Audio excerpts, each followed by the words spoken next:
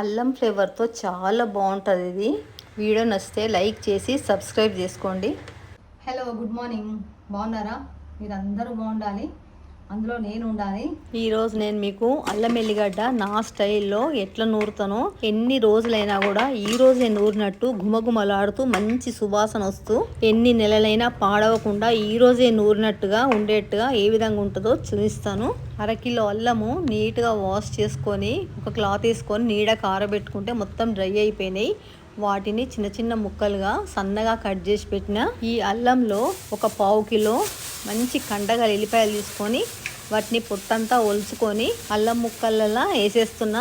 మామూలుగా అయితే సరి అంటే 1/2 కిలో అల్లంకి 1/2 కిలో ఎల్లిపాయలు వేస్తారు. కానీ ఇప్పుడు ఎల్లిపాయల రేట్ ఎక్కువ ఉంది కాబట్టి నేను 1/2 కిలో ఎల్లిపాయలు 1/2 కిలో అల్లం వేసి నూరుతున్నా. అయినా కూడా బాగుంటుంది, ఎట్లా నూరుకున్నా కూడా మంచిగా ఉంటుంది, టేస్ట్ బాగుంటుంది, మనకు నిలువ ఉంటుంది. అల్లం ఫ్లేవర్తో మంచిగా ఉంటుంది. చూడండి ఎల్లిపాయలు ఎంత మంచిగా ఉన్నాయి. అట్లాంటి ఎల్లిపాయలు తీసుకోవాలి. అల్లం కూడా బాగుందండి, మంచి అల్లం మంచి ఎల్లిపాయలు ఏరుకోవాలి తీసుకోవాలి. ఒక పెద్ద మిక్సీ జార్ తీసుకుంటే మొత్తం అన్ని ఒకే ట్రిప్కి అయిపోతాయి. మనం తీసుకున్న అల్లము ఎల్లిగడ్డలు రెండింటిని మిక్సీ జార్లో వేసేసుకుంటున్నా. వీటిలో ఇప్పుడు 2 చిన్న స్పూన్ల పసుపు వేస్తున్నా. పసుపు ప్రిజర్వేటర్గా పనిచేస్తుంది. 1 టీ స్పూన్ అంతా ఉప్పు వేస్తున్నా. ఉప్పు కూడా ప్రిజర్వేటర్గా పనిచేస్తుంది. ఒక పెద్ద టేబుల్ స్పూన్ ఆయిల్ వేస్తున్నా, మంచి నూనె.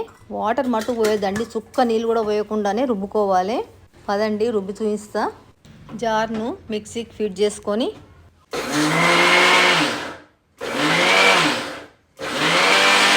ఒకేసారి బుర్రున తిప్పకుండా పల్స్ ఇచ్చుకుంటూ మధ్య మధ్యన ఆపుకుంటూ తిప్పుతుంటే మంచి మెత్తగా అవుతుందండి.